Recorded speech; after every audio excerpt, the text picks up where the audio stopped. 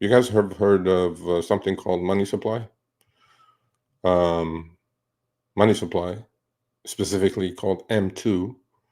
M2 is money in circulation, right?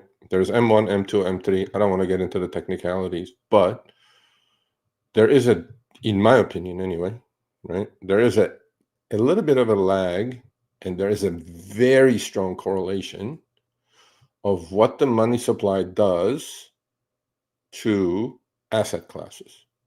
There is. Now, you can say, well, I don't think there is. Okay, well, then grab the link when I post it and come on and let's discuss it, not debate it, discuss it. But there definitely is. Okay. I urge all of you to go, not now, but after you're done watching this, I urge all of you to go Google correlation between M2 and any asset class. Let's talk about asset classes. What are we talking about here? Talking about stocks, right? Talking about gold, talking about Bitcoin, we're talking about real estate. You know, those are the four major asset classes, right? Well, obviously we have bonds, but then we know what's going on with bonds, but I don't have to get into interest rates that much. The administration wants lower interest rates because 9 trillion of bonds are coming due this year to get refinanced. And those are bonds that we cannot just say IOUs, that we cannot say, oh, just hold on a second, I'll pay you later. It doesn't work like that. Yeah, there is a massive correlation between money supply and asset classes. And there's massive also correlation, global money supply and asset classes. Okay. When I say global money supply, you know, industrialized countries, China, for example, Japan, India, EU, right? I mean, there are central banks that control the money supply, and our Federal Reserve is in charge of controlling M2. All right. So, how much of a correlation do you guys think there is? 100%, 90%, 80%? Well, I'm going to tell you guys how much I think these things are correlated between all asset classes and money supply. And here it is. So this is the S&P 500 versus U.S. money supply M2. Okay. This chart goes back to 1970. Okay. The red line is the S&P 500. Okay. The blue line is the money supply, M2. And I'm going to talk a little bit about the pros and cons of exploding M2 and all that good stuff. But let's look at the chart for a second. Okay. So it's pretty clear. S&P 500, red. U.S. money supply, M2, blue. Okay. And there are some points during that time how this worked itself out. Now, if I were to superimpose M2 on Bitcoin, it would look very similar. If I superimpose M2 over gold, it will look very similar. So M2, since 1970, that's when we went off the gold standard, remember that, has been growing exponentially, and now it's just out of control. There had been occasions that we had to grow the money supply to save the economy. For example, in 2000, right? .com bubble. We had to, right? Save the economy. And you guys can see the correlation, how the S&P 500 is oscillating, but then M2 is continuously growing, right? And now it's in almost like a parabolic trajectory. And then the next crisis came with the GFC in 2008. Well, we had to pump. We had to get the printers going. And then the next one was COVID. You guys remember COVID, right? 5 years ago? Okay. That's when things went parabolic. So what the thing that's happening is, besides, there's a clear correlation, obviously. Besides the correlation, you guys have to understand, with every black swan event, or with every slowdown, or with every recession, the printers have to go harder. They have to print more.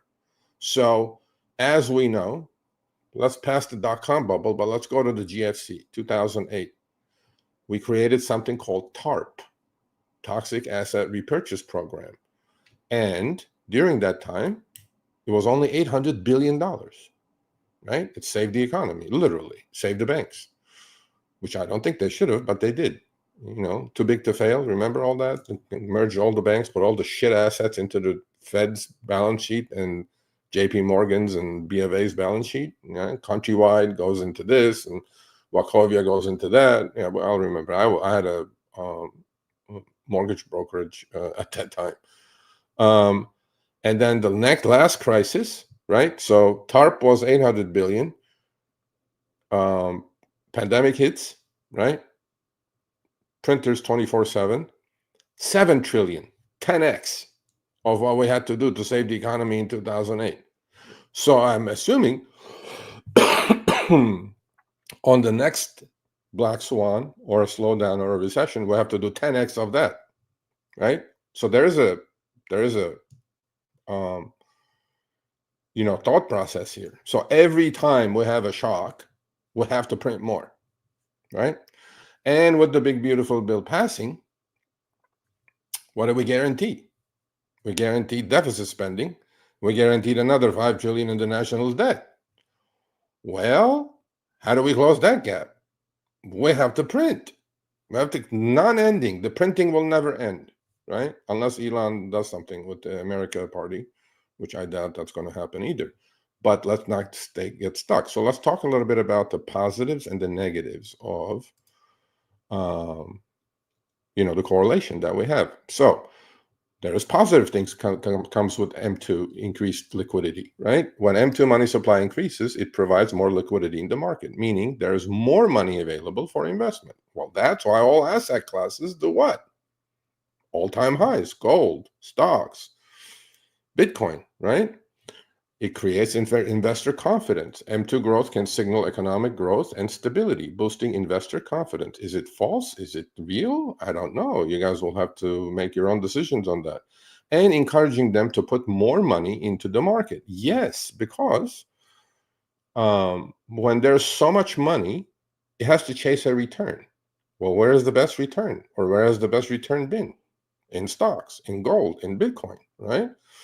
And M2 growth also signals lower interest rates. Central banks often lower interest rates to increase the M2 supply, besides the printing part. Well, they don't print anymore. They put zeros in the ledger. Lower rates make borrowing cheaper. We had 15 years of ZIRP. You guys remember ZIRP, zero interest rate policy? And it impacts stock prices, and stocks go higher, and all-time high after all-time high. Now, potential negative impacts of M2 explosion. Inflation. You guys remember that? You guys think inflation is dead? Hell no.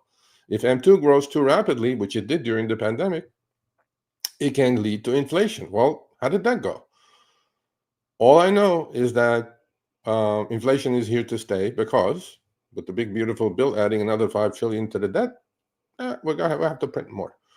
While some inflation can be beneficial for companies, absolutely true for earnings purposes, allowing them to raise prices, high and sustained inflation can erode purchasing power. And that's where all the average American, hundreds of millions of Americans fall. Their W-2s don't keep pace with, inflation, right? And then we get what we get. And more importantly, we create asset bubbles. So I just put a really popular video actually about Warren Buffett's,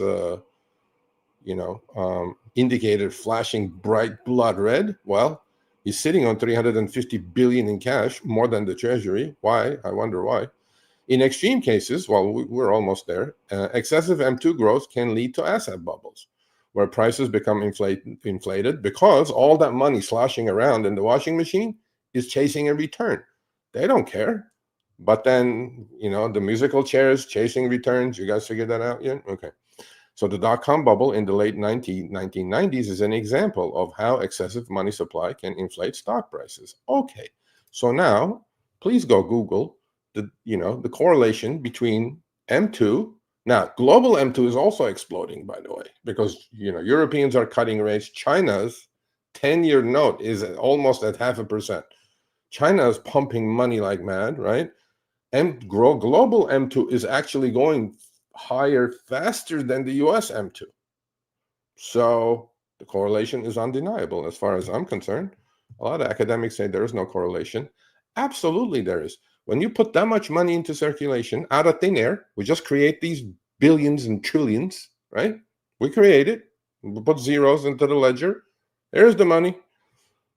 And then what do? People go borrow and then take shots at the stock market, at gold. Why do you guys think gold is at 3,100? Gold is seeing all this, right?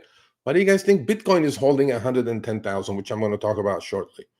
Why is that? Why isn't Bitcoin selling off?